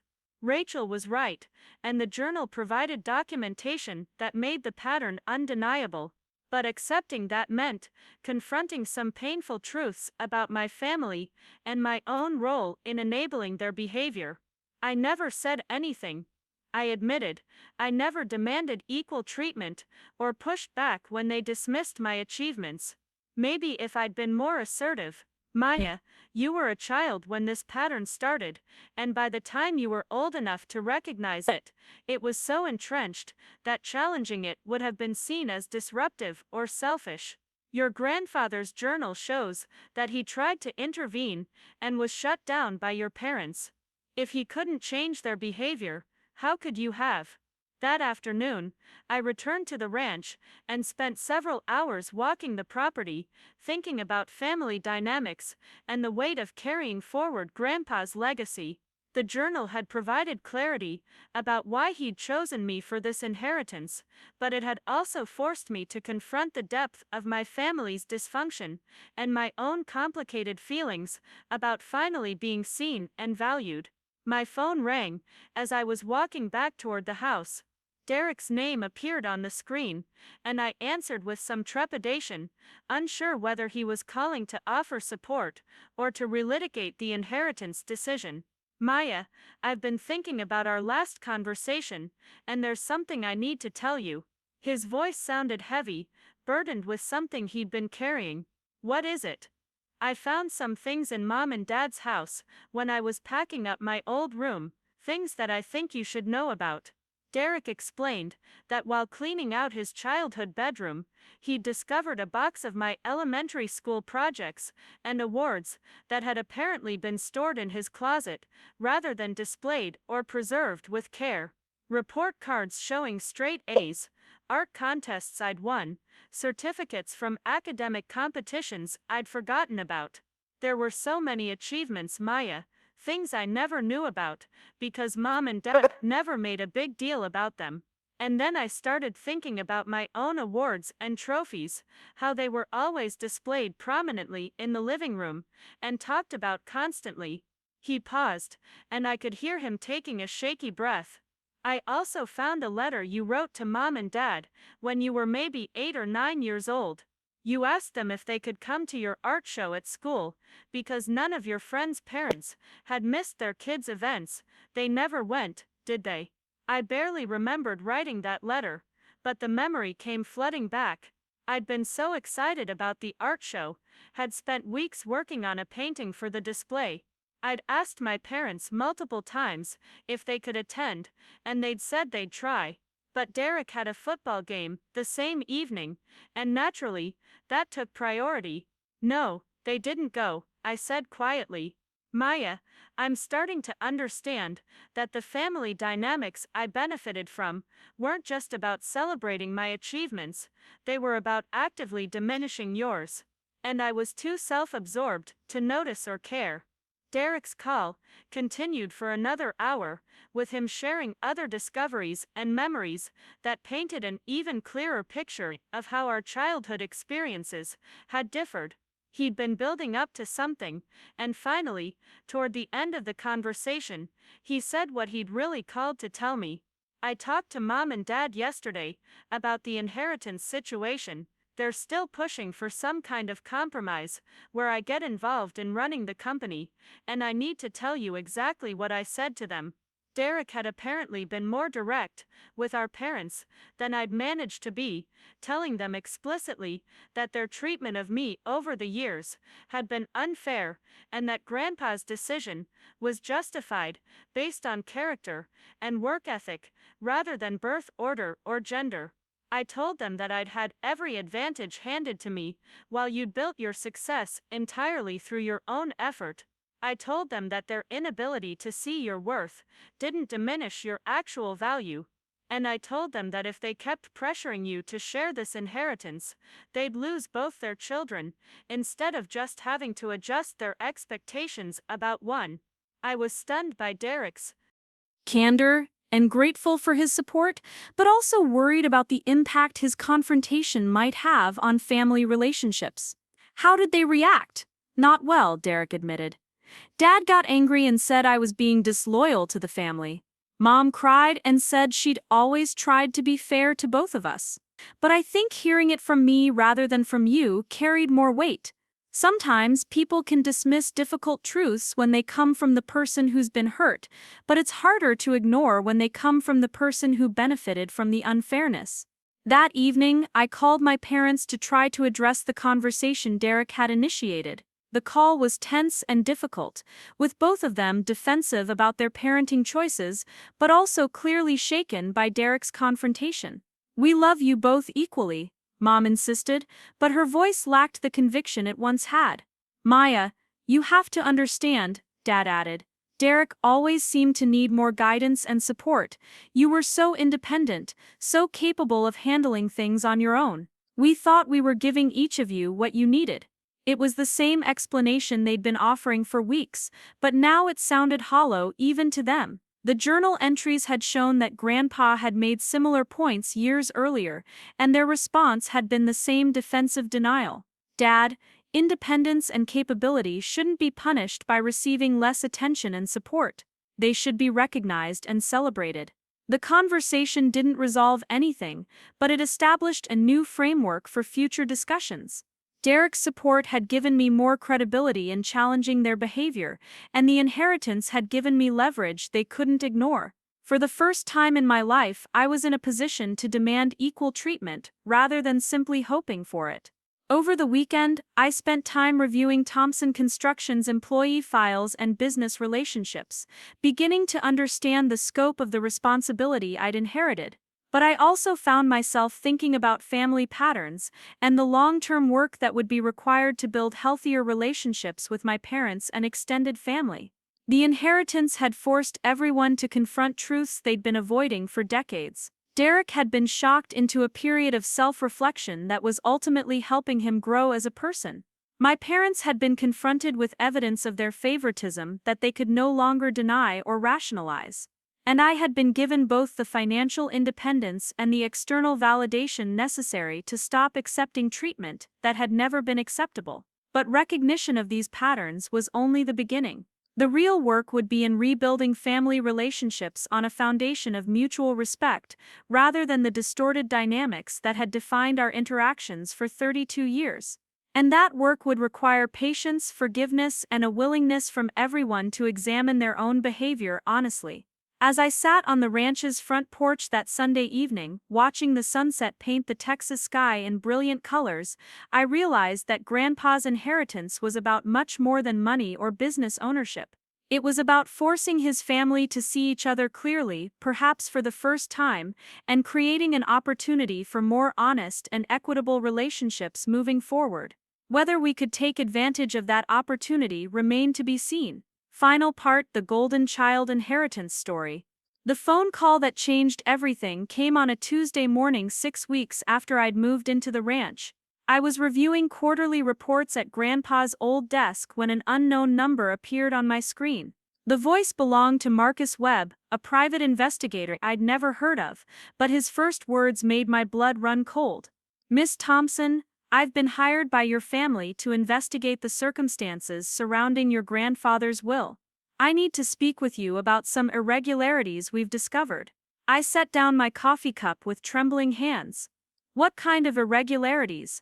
I'd prefer to discuss this in person. Can you meet me at my office this afternoon?" After hanging up, I sat staring at the financial documents spread across the desk, but the numbers blurred together as my mind raced. Someone in my family had hired a private investigator to challenge Grandpa's will. Despite Derek's apparent acceptance and support, despite the clear documentation of Grandpa's reasoning, someone was still trying to overturn his final wishes. The investigator's office was in a nondescript building near downtown Austin, the kind of place that specialized in divorce cases and insurance fraud. Marcus Webb was a thin man in his 50s with tired eyes and the demeanor of someone who'd spent too many years uncovering other people's secrets. His office walls were covered with certificates and awards, but the overall atmosphere felt grim and predatory. "Miss Thompson, thank you for coming in," he said, gesturing for me to sit across from his cluttered desk. "I want to be clear that I'm not making any accusations against you personally. I'm simply investigating concerns that have been raised about your grandfather's mental state in his final years." He opened a thick file and pulled out several documents, arranging them carefully on the desk between us. "Your family has provided me with information suggesting that your grandfather may have been experiencing cognitive decline that affected his decision-making abilities. They've also raised questions about potential undue influence from parties who stood to benefit from changes to his estate plan." The implications hit me like a physical blow. My family wasn't just challenging the will, they were suggesting that I had somehow manipulated a vulnerable elderly man into leaving me his fortune. The accusation was so outrageous, so contrary to everything I knew about my relationship with Grandpa, that I initially couldn't find words to respond. "Mr. Webb, my grandfather was evaluated by medical professionals as part of his estate planning process. He was found to be completely competent and of sound mind." "That's true," Webb acknowledged, consulting his notes. "However, those evaluations took place 18 months before his death. There's a significant window of time during which his mental condition could have deteriorated." He pulled out another document, this one bearing letterhead from a medical practice I didn't recognize. "Your family has provided testimony from Dr. Angela Morrison, who treated your grandfather for what she describes as increasing confusion and memory issues in his final 6 months." I stared at the medical report, feeling like the ground was shifting beneath my feet. I spent time with Grandpa regularly during those months. He was sharp, engaged, completely himself. If he was seeing a doctor for memory problems, why didn't anyone in the family mention it? Webb's expression remained neutral, but I caught something in his eyes that might have been sympathy. According to the family, your grandfather was hiding his condition because he was embarrassed about the cognitive decline. They say he put extra effort into appearing normal during family gatherings and conversations with you specifically.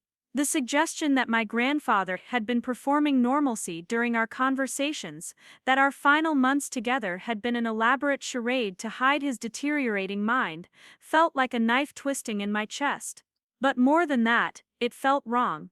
Every conversation we'd had was consistent with the man I'd known for 32 years. His reasoning was clear, his memory intact, his observations about family dynamics and business operations as sharp as ever.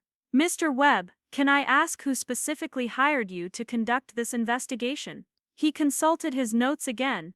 The contract was signed by your parents, Robert and Linda Thompson, acting on behalf of the family's interests. They expressed concern that your grandfather's estate planning decisions were made under duress or during periods of diminished capacity. I felt a surge of anger that surprised me with its intensity. And Derek, my brother Derek, agreed to this investigation. Mr. Derek Thompson was consulted but declined to participate in the investigation. According to my notes, he expressed confidence in the validity of the will and stated that he had no intention of challenging your inheritance. That information provided some relief, but it also clarified the battle lines within my family. Derek had truly accepted Grandpa's decision and moved on with his life, but my parents were still fighting to restore what they considered the natural order of inheritance. Webb continued presenting his findings for another 30 minutes, detailing supposed evidence of my grandfather's declining mental state and implying that I had taken advantage of his vulnerability to secure an inheritance I didn't deserve. The accusations were professionally presented but fundamentally insulting to both my grandfather's memory and my own integrity. When the meeting ended, I drove aimlessly through Austin's afternoon traffic, too upset to return to the ranch or focus on work. Finally, I found myself at the cemetery where Grandpa was buried, standing beside his grave under the shade of an old oak tree.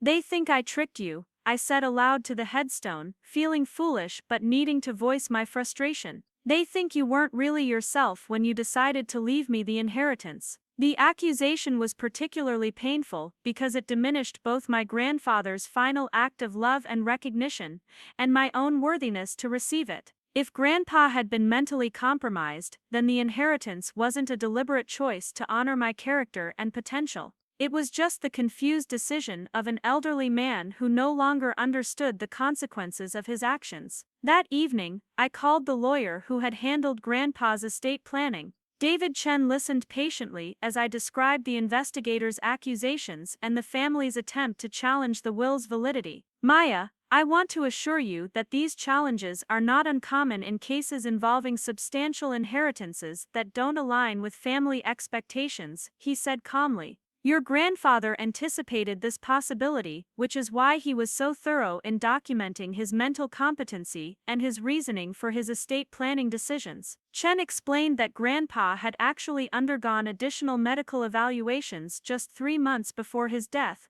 specifically to address potential future challenges to his mental state. The results, which hadn't been shared with the family, showed no signs of cognitive decline or impairment. Furthermore, Chen continued, "Your grandfather left detailed video recordings explaining his inheritance decisions. These recordings were made in the presence of witnesses and provide clear evidence of his mental acuity and his deliberate reasoning for leaving the majority of his estate to you." The existence of video recordings was news to me, and Chen explained that Grandpa had wanted to ensure his voice could literally be heard if anyone questioned his decisions after his death. The recordings detailed his observations about family dynamics, his concerns about Derek's character and preparation for business leadership, and his confidence in my abilities to manage Thompson Construction successfully. "Would you like to view these recordings?" Chen asked. "They're quite powerful, and they might provide you with comfort during this difficult period." 2 days later, I sat in Chen's conference room, watching my grandfather speak directly to a camera about his inheritance decisions. The recordings were made just 2 months before his death, and he appeared completely lucid, articulate, and determined. His words were measured and thoughtful, explaining each aspect of his estate planning with the clarity and wisdom I remembered from our conversations. "I know this inheritance will surprise my family," he said, looking directly into the camera. "They've spent decades assuming that Derek would inherit my business because he's the eldest grandson and because he has the kind of conventional success they understand and celebrate. But leadership isn't about birth order or impressive credentials, it's about character, work ethic, and the ability to build something meaningful through persistence and integrity." He detailed specific examples of my business acumen, my treatment of employees and clients, and my ability to handle responsibility without seeking credit or recognition. He also addressed his concerns about Derek's sense of entitlement and his pattern of expecting success without earning it through genuine effort. "Maya has proven herself in ways that Derek never has," Grandpa said with conviction. "She's built a successful business from nothing, using only her own skills and determination. She's shown loyalty to family members who often overlooked her contributions. She's demonstrated the kind of quiet strength and moral integrity that I want associated with the Thompson name." The recordings also addressed the family dynamics that had shaped his decision. "I've watched Robert and Linda favor Derek for his entire life, giving him advantages and opportunities while taking Maya's achievements for granted. This inheritance is my attempt to correct that imbalance and ensure that Maya finally receives the recognition and support she deserves." Watching my grandfather defend his decisions so eloquently and passionately was both validating and heartbreaking. He'd clearly anticipated the family's resistance and had taken extraordinary steps to protect both his legacy and my inheritance from legal challenges. Armed with this evidence, Chen filed a motion to dismiss the family's challenge to the will. The medical evaluations, witness testimonies, and video recordings provided overwhelming proof that Grandpa had been mentally competent when he made his estate planning decisions. The private investigator's report, which relied heavily on hearsay and speculation, couldn't overcome the documentation that Grandpa and his legal team had carefully assembled. But the legal victory didn't address the emotional damage that the challenge had caused within our family relationships. My parents had essentially accused me of elder abuse and fraud, damaging whatever trust might have remained between us. The fact that they'd hired an investigator without discussing their concerns with me directly felt like a fundamental betrayal. When the legal challenge was formally dismissed, I received a call from Mom asking if we could meet to clear the air about the situation. We arranged to have coffee at a neutral location, a small cafe in South Austin that neither of us frequented regularly. Mom looked older than I remembered, worn down by the stress of the inheritance dispute and the family tension it had created. She ordered her coffee with shaking hands and avoided making eye contact as we found a table in a quiet corner of the cafe. "Maya, I want you to know that the investigation wasn't meant to hurt you," she began, her voice barely above a whisper. "We were just so confused by Dad's decision, so convinced that something was wrong. It felt like he'd become a different person in his final months." "Mom, he was exactly the same person he'd always been. The only difference was that he finally acted on observations he'd been making about our family for years." She looked up at me then, and I could see tears forming in her eyes. "The investigator said you might have influenced him somehow, convinced him that Derek wasn't worthy of inheriting the business. The suggestion that I had somehow poisoned Grandpa's mind against Derek was so absurd that I almost laughed. Mom, I barely talked to Grandpa about Derek at all. Our conversations were about my business, my goals, my life. Grandpa made his own observations about Derek's character based on 34 years of watching him interact with family and handle responsibility. We sat in uncomfortable silence for several minutes while Mom processed what I'd said. Finally, she spoke again, her voice heavy with regret. "Maya, I think we've made terrible mistakes with both of you children. We gave Derek so many advantages that he never learned to appreciate them, and we gave you so little recognition that you learned to succeed without any support at all." It was the closest thing to an acknowledgement of their favoritism that I'd ever heard from either parent, and it caught me off guard. I'd been prepared for defensiveness or continued accusations, not this moment of genuine self-reflection. We thought we were being good parents, she continued. Derek seemed to need more guidance, more encouragement, more help with everything.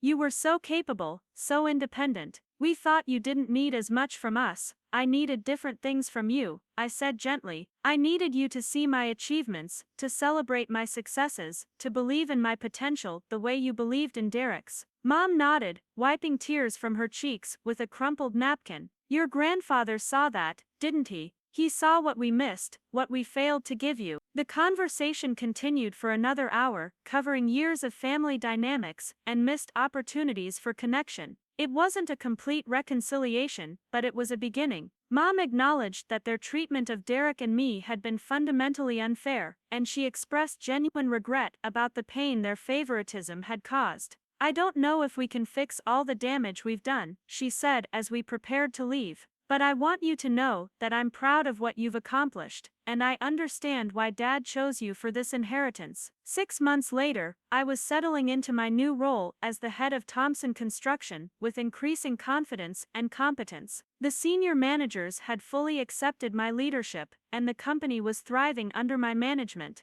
I'd implemented several of Grandpa's suggestions for expansion while maintaining the ethical standards and community focus that had defined the business for 7 decades. Derek visited Austin for the first time since the inheritance announcement, staying at the ranch for a long weekend to see how I was managing the property and the business. He seemed genuinely interested in my experiences and proud of my success, asking thoughtful questions about the challenges and rewards of running a construction company. You know, Maya, he said as we sat on the front porch watching the sunset on his final evening, I've been thinking a lot about identity and self-worth since all this happened. For 34 years, my entire sense of myself was built around being the chosen one, the heir apparent, the golden child, destined for greatness. He paused, taking a sip of the beer we were sharing, as evening settled over the ranch, but that identity was never really about me. It was about other people's expectations and projections. When Grandpa chose you for this inheritance, it forced me to figure out who I actually am when I'm not playing the role everyone else wrote for me. Derek had indeed grown considerably over the past months, developing a more realistic understanding of his own strengths and limitations while building genuine self-confidence based on his actual achievements rather than inherited advantages. I'm happier now than I've been in years, he admitted. I'm building something that's mine, based on my own skills and effort. It's harder than I expected, but it's also more satisfying than anything I accomplished when success came easily. That evening, after Derek had gone to bed, I sat in Grandpa's study, reading through business reports and planning documents for upcoming projects. The ranch felt like home now, and managing Thompson Construction felt like a natural extension of my skills and interests rather than an overwhelming responsibility I'd inherited by accident. I pulled out the letter Grandpa had left me, reading it again, as I did periodically when I needed reassurance that I was living up to his expectations. His words about stepping into the light, rather than remaining in the shadows, resonated more deeply now that I'd experienced what it meant to be truly seen and valued by the people around me. The inheritance had forced my entire family to confront uncomfortable truths about favoritism, character, and the difference between earned and unearned advantages. It had been painful for everyone involved, but it had also created opportunities for growth and more honest relationships. Derek had discovered his own identity beyond the role of golden child. My parents had been forced to acknowledge their unfair treatment and were slowly learning to see both their children more clearly. And I had finally received the recognition and support that had been missing from my life for 32 years. But perhaps most importantly, I'd learned that my worth had never been dependent on my family's ability to see it. Grandpa had recognized my value not because he was kinder or more perceptive than other family members, but because he was looking for qualities that aligned with his own values and experience. Other people, including my parents and Derek, had been looking for different things and had therefore seen different qualities. The inheritance hadn't changed who I was, it had simply provided external validation for qualities I'd always possessed. The real transformation had come from accepting that validation and finally allowing myself to believe that I deserved recognition, respect, and opportunity. A year after Grandpa's death, Thompson Construction had expanded into 2 new markets and increased revenue by 23%. Employee satisfaction was at an all-time high, and the company had received recognition from several industry organizations for its ethical business practices and community involvement. I'd also started dating someone, a fellow entrepreneur I'd met through a business networking group. James understood the demands of running a company and appreciated the independence and ambition that had once made me feel like an outsider in my own family. The ranch had become a gathering place for friends and colleagues, rather than just a solitary retreat. I hosted business meetings in Grandpa's old office and dinner parties on the front porch, filling the property with the kind of life and energy he'd always encouraged. My relationship with my parents had gradually improved as they learned to see me as the successful business owner I'd become, rather than the overlooked daughter they'd always assumed I was. It wasn't the close, easy relationship I might have had if they'd recognized my worth earlier, but it was honest and respectful in ways our previous interactions had never been. Derek visited regularly, often bringing Jessica to enjoy the peaceful atmosphere of the ranch and to maintain the family connections that had been strained by the inheritance drama.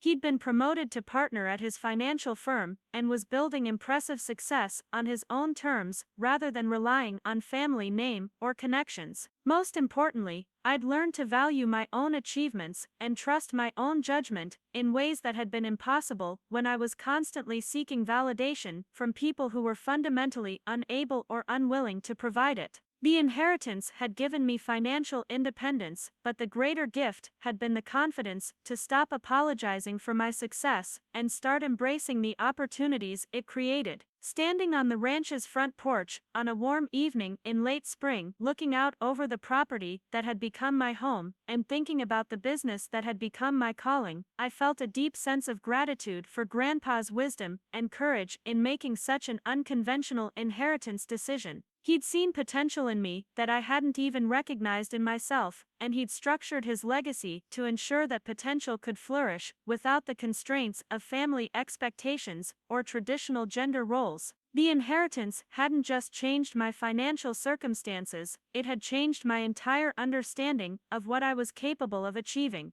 But perhaps most importantly, it had taught me that sometimes the people who love us most are the ones willing to disrupt comfortable patterns in order to create opportunities for us to become who we're truly meant to be. Grandpa's final gift hadn't been money or property, it had been the chance to step fully into my own power and potential, and as I watched the Texas sunset paint the sky in brilliant colors, I knew I was finally living the life he'd always believed I deserved. Up next, you've got 2 more standout stories right on your screen. If this one hit the mark, you won't want to pass these up, just click and check them out.